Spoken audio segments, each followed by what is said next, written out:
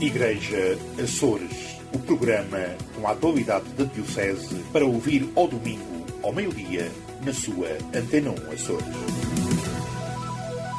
Olá, seja bem-vindo a mais um Igreja Açores. A Diocese de Angra vai lançar no ano letivo 2026-2027 a renovada Escola Diocesana de Formação, uma estrutura que pretende oferecer formação teológica sistematizada e acessível a todos. As inscrições para o curso básico de Teologia e para o curso de Formação de Ministérios Instituídos decorrem entre 1 de março e 31 de maio. É sobre isto que vamos conversar com o padre Nelson Pereira no espaço de entrevista deste programa. Mas antes vamos à atualidade da Diocese açoriana.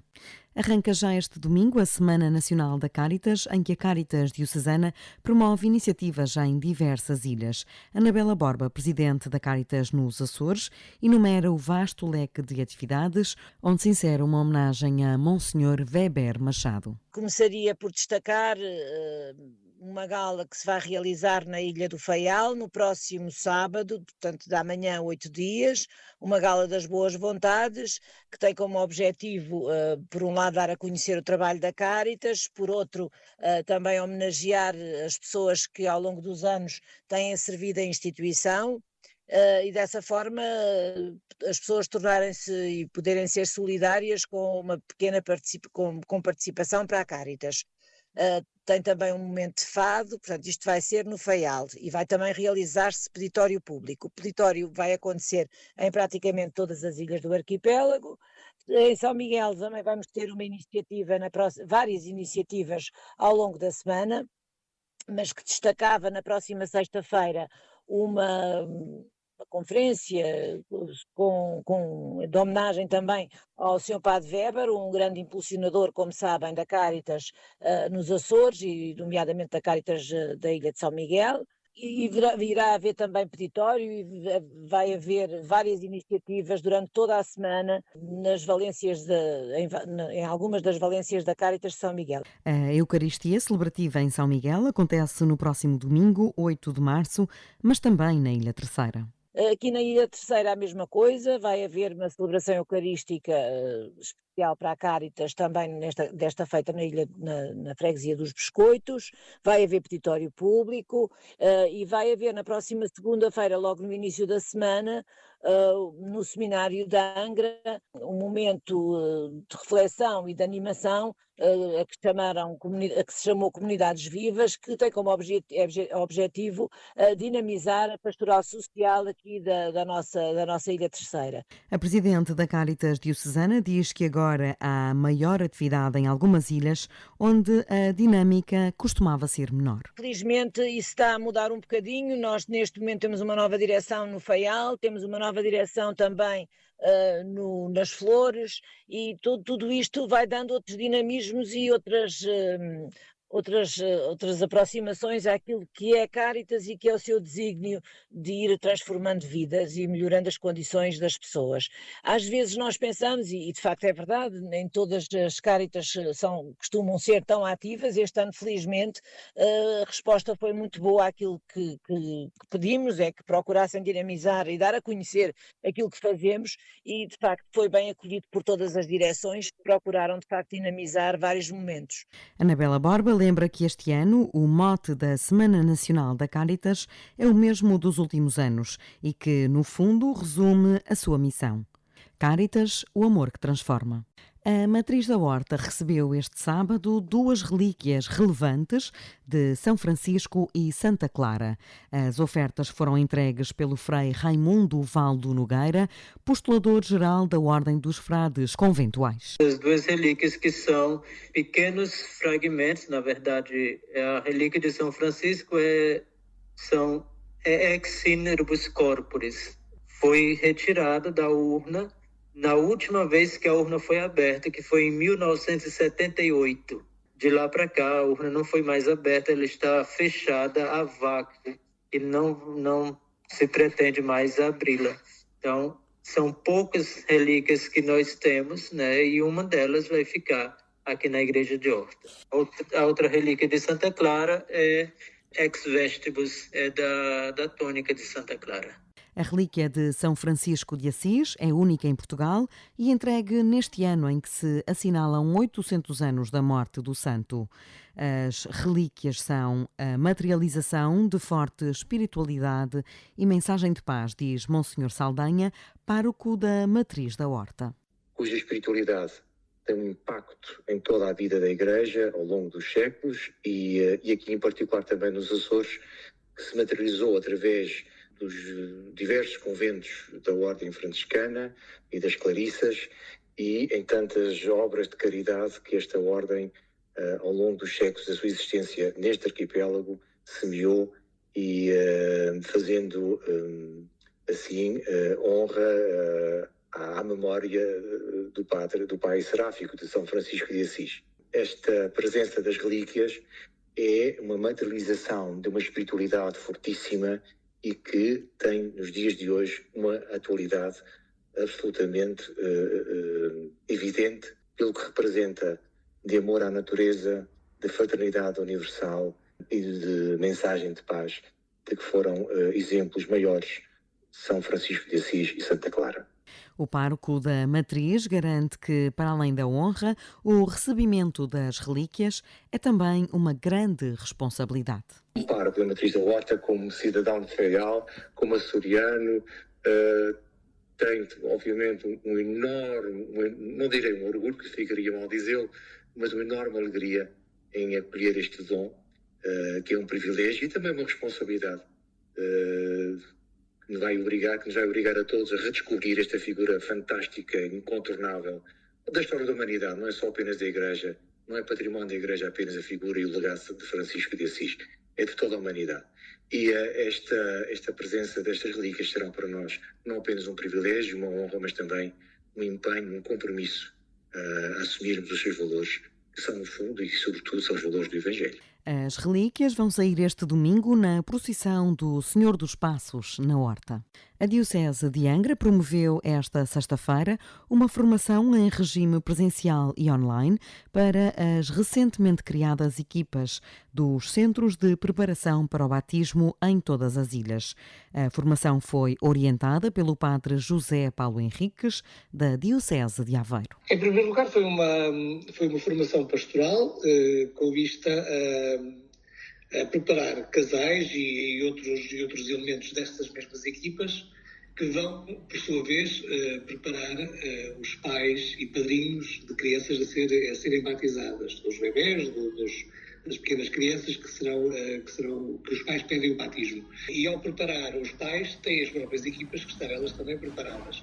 Portanto, teve uma dimensão pastoral nessa medida e teve necessariamente uma dimensão mais teológica, sacramental e litúrgica, na medida em que estamos a falar da celebração do sacramento. Para o sacerdote formador, a empatia e o acompanhamento depois do batismo são algumas das práticas a utilizar. O padre João Paulo Henriques refere as motivações que levam os pais a pedir o batismo. Em primeiro lugar, as motivações dos pais para pedir o batismo dos filhos são sempre muito diversas e têm muitas influências, não são meramente, vamos dizê-lo assim, não são meramente cristãs de base, às vezes, são tradicionais, são sociológicas, são religiosas, algumas vezes até supersticiosas, mas existe uma chama que está no coração das pessoas, nem que seja uma réstia de uma chama, e essa tem que se aproveitar para acompanhar. E por isso, em primeiro lugar, o conselho primeiro é criar empatia com estas pessoas no acolhimento e depois continuar a relação, o laço que se estabelece, não se perder. E isso faz-se de muitas formas, com um simples SMS a recordar ou a felicitar pelo aniversário do batismo, e isso já é uma manutenção desse laço para que as pessoas se sintam pertença desta Igreja, daqueles que de alguma maneira têm essa missão e estão mais responsáveis por isso, em relação a eles que podem eventualmente estar mais distantes. E destaca ainda que os sacramentos não são atos mágicos. Às vezes olhamos para os sacramentos como quase atos mágicos, de causa e efeito, mas os sacramentos são mais do que uma causa e um efeito. São um descobrir e um reconhecer-se nesta comunidade e um reconhecer-se como membro de uma família que tem Deus por Pai. E esse é um processo, mais do que um ato e um efeito, é um processo. E o sacramento é um descobrir-se como filho de Deus e descobrir-se como membro da comunidade, e por isso é um autodescobrimento, vamos dizê-lo assim, e um autorreconhecimento, reconhecer-se como filho de Deus, reconhecer-se como membro da Igreja, reconhecer Deus no seu lugar. Portanto, é um processo de descoberta e de reconhecimento, e os sacramentos são esse intermediário, essa mediação, vamos dizê-lo assim, de reconhecimento através dos gestos simbólicos que o próprio sacramento oferece. E a partir daí há todo esse processo, que é o processo da vida cristã, na sua complexidade, nas suas relações, nos seus atos de culto, nos seus sacramentos, enfim. A previsão é que até ao final deste ano pastoral, cada paróquia, ouvidoria ou zona pastoral constitua formalmente a sua equipa de CPB. A Ouvidoria da Horta promoveu o primeiro diálogo na cidade, orientado pelo padre José Miguel Cardoso, oficial do Dicastério da Educação e Cultura. A Igreja que Jesus não quis deu o mote ao encontro na Biblioteca Pública e Arquivo Regional João José da Graça, a Igreja que Jesus não quis em 3 dimensões. Obviamente que o conceito de democracia, desde a origem, digamos, aristotélica até à Revolução Marxista, tem muitas alterações, mas se por democracia entendemos o povo que elege o governo e um governo que deve fazer a vontade do povo, a Igreja não entende nesta lógica. Porque hoje o conceito de sinodalidade, naquilo que temos observado no Vaticano, é muitas vezes confundido com o conceito de democracia. Embora tenham coisas semelhantes, mas são coisas totalmente diferentes, precisamente neste detalhe, porque a sinodalidade não visa fazer a vontade do povo, mas fazer a vontade de Deus. A sinodalidade é uma forma de valorizar mais a ação e participação do povo nas questões pastorais, doutrinárias e canónicas, que se calhar no passado não foi assim tão valorizado, mas sobretudo garantir que se faça a vontade de Deus. O sacerdote alerta também para os riscos da institucionalização da Igreja. A segunda tendência é uma Igreja institucionalizada. A Igreja é uma instituição, isto é um organismo reconhecido pela sociedade e que tem um papel importante na sociedade, mas quando dizemos institucionalizada, isto é a radicalização enquanto instituição. E há 2 riscos enormes. Primeiro, é uma Igreja que se coloca à margem do mundo, entendendo-se como um gueto fechado, vendo o mundo como um mal que deve evitar e afastar-se dele. E o segundo é o outro extremo, que é uma Igreja à imagem e semelhança do mundo. Isto é uma Igreja que, no fundo, é uma ONG que vive apenas segundo a lógica do mundo, visando agradar o mundo. E a terceira é uma Igreja ideal. Não ideal no sentido kantiano do termo, mas uma Igreja que vive apenas para os puros, os perfeitos, os imaculados, e que não é uma Igreja para todos. Isso são 3 tendências que a Igreja, na sua metamorfose dos tempos de hoje, deve evitar cometer assim. Para o sacerdote, o que poderá salvar o cristianismo é oferecer um coração a uma humanidade tecnocrata, mas carente de sentido. Arrancam este domingo as primeiras jornadas de liturgia na Ouvidoria da Graciosa. Estes primeiros encontros formativos decorrem até quinta-feira, 5 de março. As jornadas de liturgia vão começar este domingo, no dia 1 de março, com 2 encontros. Da parte da tarde vamos nos reunir na Igreja do Guadalupe com as equipas de ornamentação de liturgia e de limpeza, perdão. E à noite, na paróquia de São Mateus da Praia, vamos ter um encontro com os leitores. Na terça-feira haverá o encontro com os acólitos, na Igreja Matriz de Santa Cruz. E de segunda a quarta-feira teremos a formação para os ministros extraordinários da comunhão. Os 2 primeiros dias na Paróquia da Luz e na quarta-feira na Paróquia de Santa Cruz. Depois, na quinta-feira, encerraremos as jornadas de liturgia com a Eucaristia presidida pelo Bispo da nossa Diocese. Ouvidor da Graciosa, padre Rubén Pacheco, diz que o fator novidade traz boas expectativas e, como tal, a entrada nas jornadas é livre e não carece de inscrição. quem vai orientar estas jornadas vai ser o Padre António Machado Santos.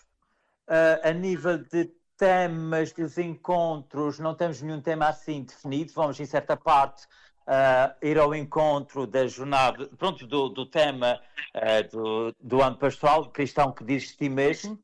E a nossa preocupação é exatamente em coisas práticas e simples, por exemplo, nos leitores e nos acólitos a nível de introdução, pronto, fazer com que cada grupo que vai ter o encontro consiga ter essa identidade, enquanto, por exemplo, enquanto acólito, enquanto leitor, também nas equipas de ornamentação, esta identidade de cristão e cristã a nível da vocação, da ornamentação, da limpeza, e com coisas concretas também ajudar a definir esta identidade no serviço à paróquia e à comunidade. De uma forma muito simples, sem estarmos aqui com muitos ornamentos, desculpe aqui o uso da imagem, de forma direta e de forma simples, nós ajudamos as pessoas, pronto, a terem mais formação e a entregarem-se de forma mais autêntica. Esta entrega já existe a parte do coração, já existe essa ligação afetiva, mas aqui, pronto, para fazermos aqui as coisas com mais conhecimento, como se costuma dizer, nós conseguimos amar bem aquilo que nós conhecemos, não é? O convite do ouvidor da Graciosa para as primeiras jornadas de liturgia a decorrer na ilha entre 1 e 5 de março. Foi o orador das 14º Jornadas Bíblicas nos Açores, o padre David Palatino, do Patriarcado de Lisboa, desafia os cristãos açorianos a deixarem a tradição e serem batizados com convicção. Sobretudo nós temos que passar de um cristianismo de tradição para um cristianismo de convicção. Se calhar a grande parte da população portuguesa que se diz católica, se calhar são apenas batizados e não tão praticantes, e não só no sentido cultural, mas também no sentido ético-moral da praxis cristã. E olhando para a comunidade cristã primitiva, que é sempre o meu ponto de partida, também para estas palestras que estou a realizar, nós vamos colher muito daquilo que nós somos chamados a ser. Se o tema é cristão que dizes de ti mesmo, eu gostaria se calhar mais de pensar na perspectiva o que é que Deus diz de nós mesmos, porque a partir daí nós conseguimos perceber o que é que somos chamados a ser, enquanto também seres em caminho, em constante transformação e mudança, e também de protagonistas desta mesma história, não meros figurantes. Portanto, nós aprofundarmos as raízes do nosso batismo, da nossa condição de filhos, também há de, sobretudo, mover-nos para uma corresponsabilidade maior naquilo que é a construção da própria Igreja. Orador das Jornadas Bíblicas nas Ilhas do Pico, Faial e Terceira, o sacerdote garante ter encontrado um público muito interessado. Tem sido uma experiência muito bonita, primeiro porque a preparação envolve também da nossa parte uma investigação e um cuidado bastante grande, que também nos faz aprofundar os temas, e depois é extraordinário podermos partilhar os nossos conhecimentos também com aqueles que vão à procura, e cada vez vemos gente com mais sede de aprender, sobretudo tudo aquilo que diga respeito à Sagrada Escritura. Perante um mundo atual com valores tão adulterados, o padre David Palatino prefere destacar o lado positivo. Em muitos sítios sim, também gosto de pensar que há realidades eclesiais onde essa realidade da fraternidade e da comunhão, que é essencial na vida da Igreja, encontra uma expressão bastante visível, objetiva e sublime. Isso sim, é verdade. Eu posso dizer que é o único foco de atração que existe para quem é iletrado na fé, para quem não tem contacto com o Evangelho, nunca fez uma experiência cristã forte do ponto de vista experiencial, é de facto o testemunho dos cristãos, da fraternidade, da comunhão. É assim que também nós, quando folheamos as páginas do Evangelho, são, digamos assim, as grandes premissas que Jesus lança como critério, como coordenada para os seus discípulos. Amai-vos uns aos outros como eu vos amei.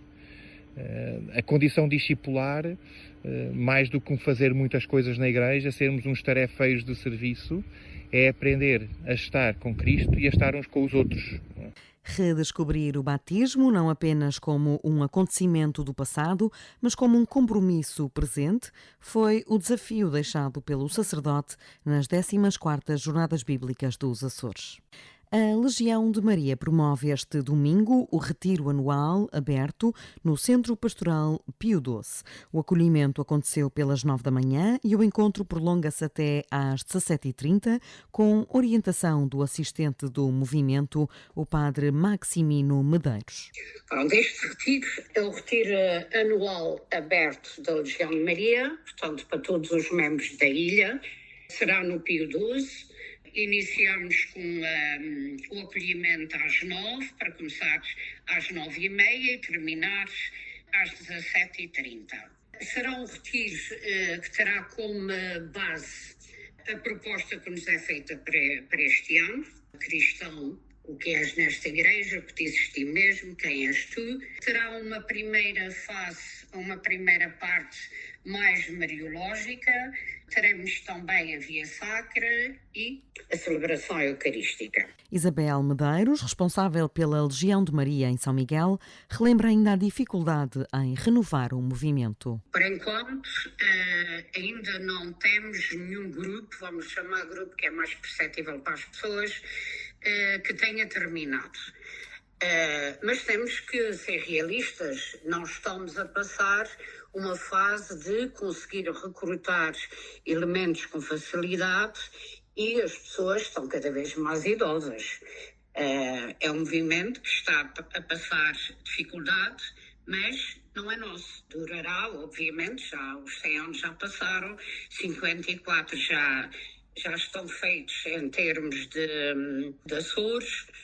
Portanto, é um movimento que não é novo, não é recente e que, como todos os outros movimentos, pelo menos por aquilo que temos falado, com outras pessoas de outros movimentos, há muita dificuldade em recrutar, sobretudo na parte juvenil, que infelizmente não conseguimos. Estar próximo de quem sofre, visitar os doentes, estender a mão a quem precisa, continua a ser a missão do movimento que está na Diocese há mais de 50 anos.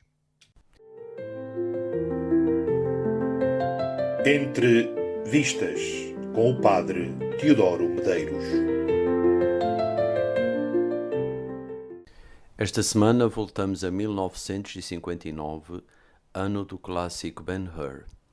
Nesta história ficcionada, passada durante a vida de Jesus Cristo, encontramos o Ben-Hur do título, um judeu que cai em desgraça e se torna escravo.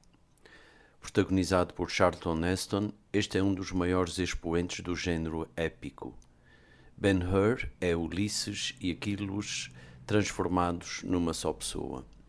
Apesar da idade da produção, a grandiosidade dos cenários, a reconstrução da antiga Roma e até das vestes antigas ficam perto do sublime. Nos nossos dias, fomos habituados a que tudo esteja estilizado, potenciado por computador e por uma estética mais escura, mais contemporânea. Por este motivo, é refrescante regressar a estes tempos em que era tudo feito à mão, construído para ser semelhante àquilo que representa e não um objeto estético. O poder das imagens de Ben-Hur, a célebre corrida das quadrigas e as batalhas marítimas são imortais. Mas há aqui também uma apresentação de Jesus Cristo e do seu poder, direta e inocente, que também não seria possível nos dias de hoje. O Homem de Nazaré é hoje menos divinizado no cinema, também isso manifestação de um equilíbrio ainda não conseguido. Bom visionamento, bom domingo e uma boa semana para todos. E como já referi, o convidado desta edição do Igreja Açores é o padre Nelson Pereira, diretor do Serviço Diocesano da Formação e da Escola Diocesana de Formação, e esteve à conversa com Carmo Rodeia. Então, o que é a Escola de Formação Diocesana e o que é que ela visa? A Escola Diocesana de Formação é uma instância da Diocese de Angra, nomeadamente em colaboração com o Seminário de Angra e o Serviço de Coordenação da Formação da nossa Diocese, que tem como principal objetivo oferecer formação a todo o povo de Deus, sobretudo aqueles que nas nossas paróquias têm de facto uma presença nos seus vários serviços e movimentos e que anseiam também um maior aprofundamento da sua fé e das várias áreas da teologia, mas também aberto a todos aqueles que, mesmo não estão próximos da Igreja, pretendem também aprofundar alguns aspectos daquilo que é a teologia cristã. E quem é que se pode inscrever nesta escola? Qualquer pessoa. As inscrições não têm requisitos. Qualquer pessoa que efetivamente deseja aprofundar a sua fé ou algum aspecto da fé católica pode se inscrever. É claro que, tendo em conta que é uma formação mais aprofundada, mais do estilo académico, aconselhamos sempre que a pessoa tenha alguma escolaridade mínima que estamos a colocar no 9º ano de escolaridade. Esta escola vai ministrar de base 2 cursos. Sim, o curso principal é o curso básico de Teologia. Podemos considerá-lo como um mini curso de seminário, em que durante 3 anos, 6 semestres, com 2 cadeiras obrigatórias em cada semestre, procuramos que uma pessoa que o frequente possa passar por todas as disciplinas essenciais do curso filosófico-teológico dos seminários e, portanto, fica com uma bagagem muito pertinente daquilo que são as várias áreas da teologia, da filosofia, da Sagrada Escritura, da história da Igreja, da pastoral e da liturgia.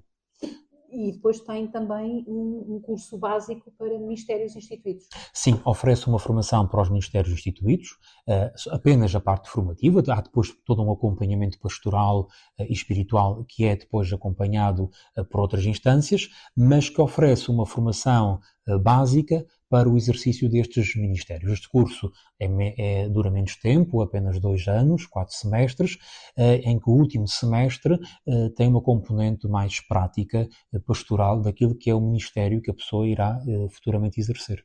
Ou seja, todos os ministérios instituídos ou todos os candidatos aos ministérios instituídos na Diocese terão de passar necessariamente por esta formação.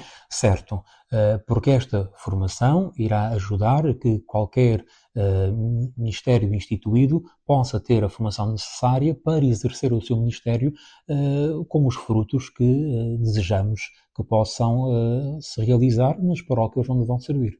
Seja ministros extraordinários da comunhão, sejam leitores, sejam catequistas, por exemplo. Ou acólitos, que neste momento não têm esse tipo de formação. E, aliás, nem há instituição desses ministérios, a não ser a questão dos ministros extraordinários da comunhão, que é sempre um ministério instituído, digamos assim, pelo Sr. Bispo. Mas até agora não tem havido essa formação. E significa que os candidatos à instituição propriamente dita terão que passar necessariamente por aqui. Dos ministros extraordinários da comunhão, não. Aliás, já há 2 anos esta parte, o Serviço de Diocesano da Liturgia desenvolveu um itinerário formativo de 1 semana com várias disciplinas para a formação dos ministros extraordinários da comunhão. E é este que está a ser, de facto, utilizado na nossa Diocese. Esta formação visa os ministérios instituídos do leitor e do acólito. É claro que está também em cima da mesa a possibilidade de instituição do Ministério do Catequista, que, como sabemos, em Portugal ainda é uma realidade muito recente e que os poucos catequistas instituídos em Portugal ainda não está, de certa maneira, nas dioceses explícito que processo formativo é que devem ter, mas estamos a trabalhar nisto juntamente com o Serviço Diocesano da Catequese. Como é que estes 2 cursos vão funcionar e que tipo de certificação é que vão dar? Há pouco falava na concretude de que o curso básico de Teologia seria um mini curso de seminário ou de pré-seminário, digamos assim, de seminário básico. Pergunto-lhe que certificação é que as pessoas poderão obter e depois como é que vão funcionar as aulas. Muito bem. Importa, em primeiro lugar, dizer que nenhuma diocese no nosso país, neste momento, que tenha o curso básico de Teologia, não oferece qualquer certificação de reconhecimento civil, a não ser um diploma final que a escola daquela diocese passa. Nós estamos a tentar ir um pouco mais além, passando pela certificação dos nossos professores e também passando pela certificação do Seminário de Angra como entidade certificadora junto da Direção Regional do Emprego.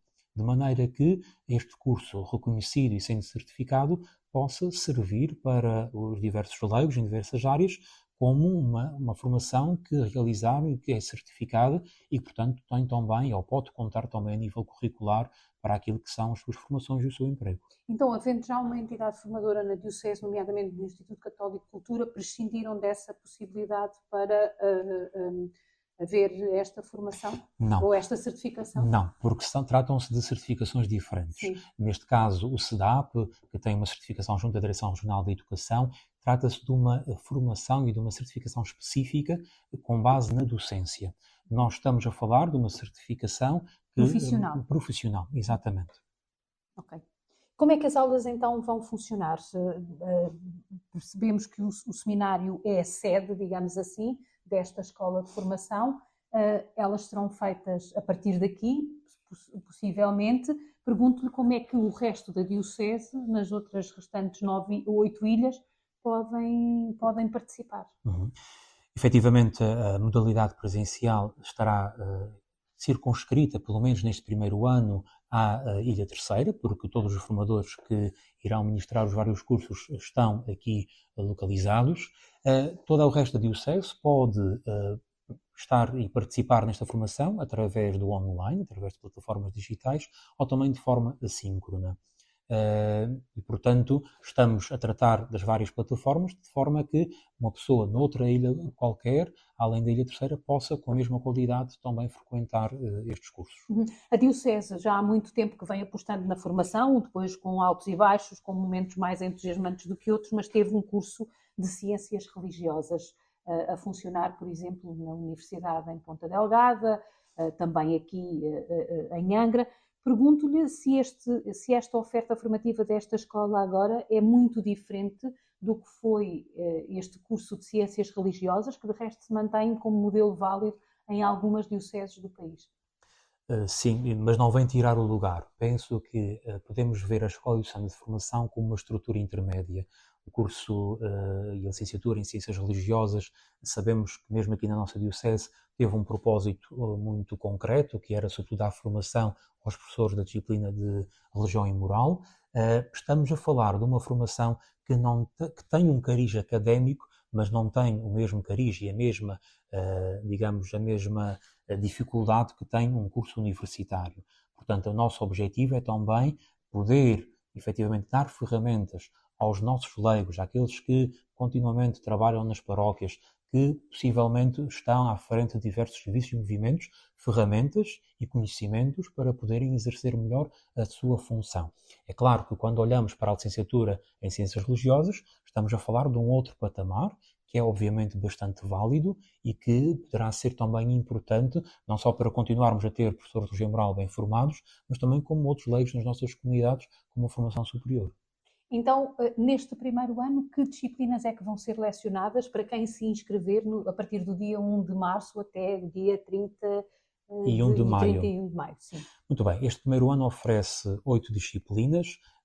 Dentro do curso base de Teologia, 4 delas são obrigatórias, as outras 4 são opcionais, mas quem frequenta, por exemplo, o curso livre pode escolher qualquer uma delas. Dos 4 obrigatórios, temos no primeiro semestre Introdução à Sagrada Escritura e Filosofia da Religião. No segundo semestre temos Introdução à Teologia e Antigo Testamento. Nos cursos opcionais, no primeiro semestre temos Documentos do Magistério e História das Religiões. No segundo semestre, Psicologia da Religião e Fé e Ciência. Como é que esta escola se vai articular com as escolas de formação de ouvidoria? Ao nível quase de ilha, no caso de São Miguel, das ouvidorias de São Miguel, que são, no fundo, não só uma iniciativa do projeto pastoral, como também um desígnio do Sr. Bispo na Carta Pastoral Batizados na Esperança, que estas escolas de formação de ouvidoria possam, de facto, funcionar localmente. Como é que vai ser feita a articulação, se é que ela já foi pensada? Sim, já foi pensada. Aliás, as escolas de ouvidoria têm uma dinâmica muito própria que tem que ver com o dar resposta às necessidades imediatas daquela ouvidoria. E, portanto, uma escola de formação de ouvidoria efetivamente promove formações com base naquilo que são as necessidades que são sinalizadas pelas paróquias, pelos conselhos pastorais. E a Escola Diocesana de Formação trata-se de uma formação sistematizada e mais aprofundada. É sempre possível fazer aqui uma articulação, e nós a desejamos, sobretudo porque se numa ouvidoria se concentra um grande número de pessoas que vai frequentar os cursos da Escola Diocesana de Formação, essas pessoas podem, por exemplo, frequentar estes cursos juntos, naquilo que é a sede da Escola de Formação da Ouvidoria, em vez de estarem separadamente em suas casas, com a presença de um monitor, ou seja, de um assistente, de um padre ou de um leigo também com formação, que possa também ajudar a que o trabalho feito nas aulas possa depois continuar no estudo e no diálogo entre estes diversos alunos. Ou seja, as escolas de formação de ouvidoria podem também ser aqui um elo importante, não só na dinamização, até mesmo no incentivo à participação em conjunto, já que não é possível participarem presencialmente, mas participarem em turma nos lugares e nas ouvidorias onde estão. Esta escola, já se disse aqui, vai funcionar a partir do seminário. Há aqui uma aposta em encontrar novos caminhos para esta casa de ensino. Esta casa de ensino que também teve um diálogo sempre muito grande com a sociedade e que sempre foi, digamos assim, o berço de muitas iniciativas da Igreja no diálogo com a cidade, no diálogo com a sociedade açoriana em geral. Não só na formação, mas também noutro tipo de iniciativas. Pergunto-lhe se, ainda que estejamos no embrião e no começo de tudo, se isto também está no horizonte de quem dirige a escola de formação, no sentido de daqui também brotarem outras iniciativas que possam devolver a Igreja à cidade, se é que ela alguma vez lhe foi retirada. Claro que sim, aliás, de facto não podemos negar esta importância que o Seminário de Angra teve e continua a ter no âmbito cultural da vida da cidade e da ilha. Obviamente que é uma das preocupações também da Escola Diocesana de Formação. Aliás, uma das nossas primeiras preocupações foi passar a mensagem de que estes cursos não são apenas para católicos praticantes que estão inseridos na vida das comunidades. São cursos também eles com uma vertente académica, não só pastoral, e por isso também são abertos a todas as pessoas que, mesmo não sendo praticantes, ou até mesmo não sendo cristãos, têm um interesse do ponto de vista do conhecimento, do ponto de vista cultural, a conhecer aquilo que é o pensamento da Igreja e aquilo que é a sua doutrina. E essa é também uma das nossas grandes preocupações. Além disso, futuramente, obviamente que estamos agora a começar, mas é também o nosso objetivo, ao longo do ano, oferecer pequenos encontros, pequenas formações que possam ter, sobretudo, esta vertente de um diálogo constante com o mundo contemporâneo, com a cultura. Aliás, encontramos isso já em alguns dos cursos, por exemplo, o curso de História das Religiões, de Psicologia da Religião, de Fé e Ciência. São cursos que se abrem também às ciências sociais e humanas e, sobretudo, numa perspectiva de diálogo, não de imposição de uma ideologia, de uma apologética, mas sim de uma atitude de diálogo. Ainda hoje se lia no Expresso uma entrevista de um professor de Islão na Gregoriana, na Pontifícia Universidade Gregoriana de Roma. Pergunto-lhe se podemos também aspirar, uma vez que a Diocese também está a fazer esse caminho, criou recentemente uma comissão para o diálogo interreligioso e para o ecumenismo. Pergunto-lhe se também aqui, em História das Religiões, poderá caber, por exemplo, num curso livre sobre o Islão, sobre o judaísmo, uma vez que já temos pessoas dessas religiões a viver nos Açores e que são cada vez mais uma realidade do cotidiano dos açorianos. Sim, obviamente que sim, e aliás seria muito mais enriquecedor no nível destes cursos, porque todos os professores das várias cadeiras que nós estamos a lecionar este ano têm a liberdade de, por exemplo, convidar oradores exteriores à escola para a apresentação de alguns temas na sua disciplina.